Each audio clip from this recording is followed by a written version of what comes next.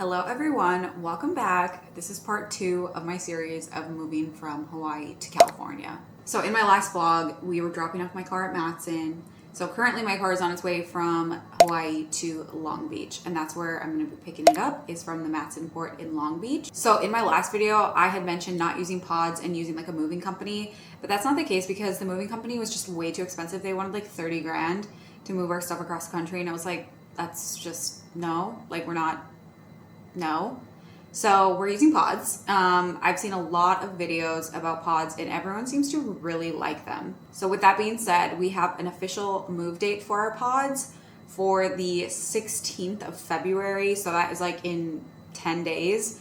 And that is when we're gonna start loading. And then typically how it works is on the mainland, you can get the pod delivered to your house and then you can have it for a few days, a week, or however long to load up your pod. And then you can say, hey pods, we're ready for you to pick it up and ship it and store it or whatever. But in Hawaii, specifically in Maui, they don't do home drop off. Like they don't have delivery drivers to drop off pods to people's homes here. So if you do use pods in Maui, then you have to load everything at their like facility in Kahului, which is, it's fine. It's not a big deal. We'll just take a few days, take the truck that we have and make small trips. So we'll have 3 days to load everything with pods and then that will be shipped.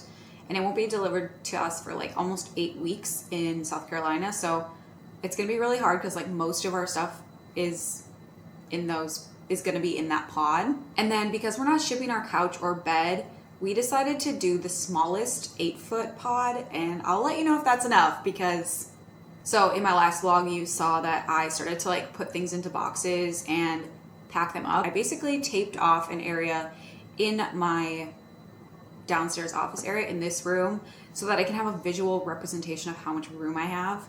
This desk that I'm sitting at also needs to be like packaged up, but I'm gonna wait till the very last minute because I work from my desk. So once this is packed up, that will be like pretty inconvenient for my life. And I obviously need to ship this PC here. So there's a lot of things that I use every single day that I'm waiting till like the very last minute to ship. Okay, so the dogs. So there has been a lot of action in terms of what's been going on with that. We are working with Island Pet Movers, which in my last video I mentioned them. And so far, again, they've been really nice. So again, I don't know where the mixed reviews are coming from, but I will let you know.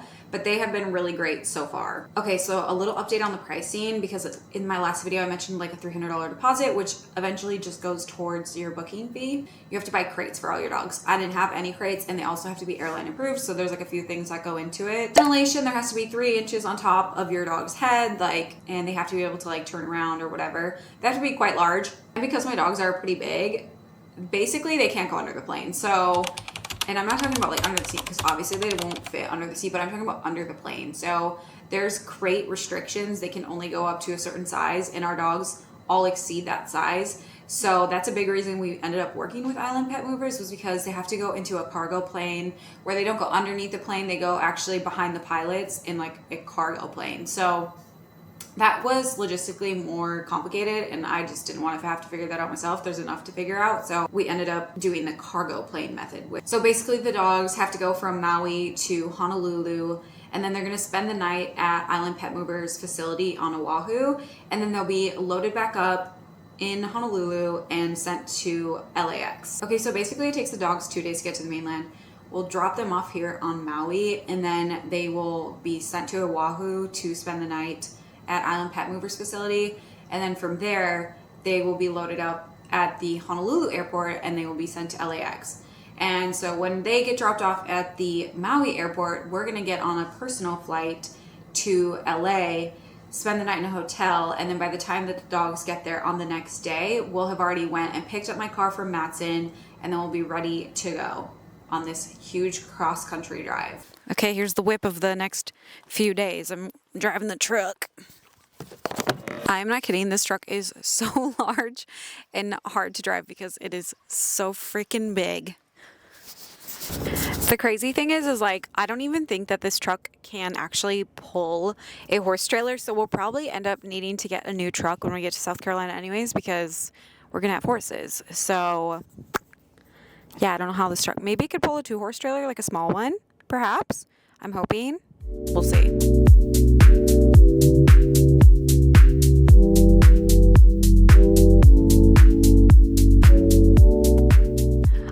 just realized I never introduced you to the dogs. She's hungry. She wants her dinner. This is Noosa. That's Bolly. She's always crying. And that's George. So these are the 3 dogs that we have to get planes for, or a plane ticket for. Maybe this one can stay. She's actually really good. She's just kind of like a crybaby. Your girl has a lot of hobbies, and one of those hobbies is needlepoint. So, yes, I play video games and I bake, but I also needlepoint. And it's probably my favorite hobby that I have. And so, it being Wednesday, I figured we could do a little Whip Wednesday. So before we actually bought this house, I was needlepointing this project and I was really hopeful and I was manifesting, putting all my manifestation energy into this canvas that we would actually get this house because the project really relates to the house considering it's like my ultimate horse girl property. Like I'm so excited to have horses again and maybe even a mule and a mini donkey. Julian really wants a mule, so we'll see what happens, but let me show you my project. So cute. I love this. This is the back. So this is how much I've done. Like I just have this little bit left. I am so excited. Anyways, I'm gonna needlepoint while the potatoes are cooking and I'll see you tomorrow.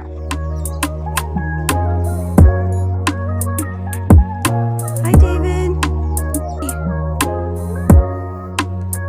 Hi.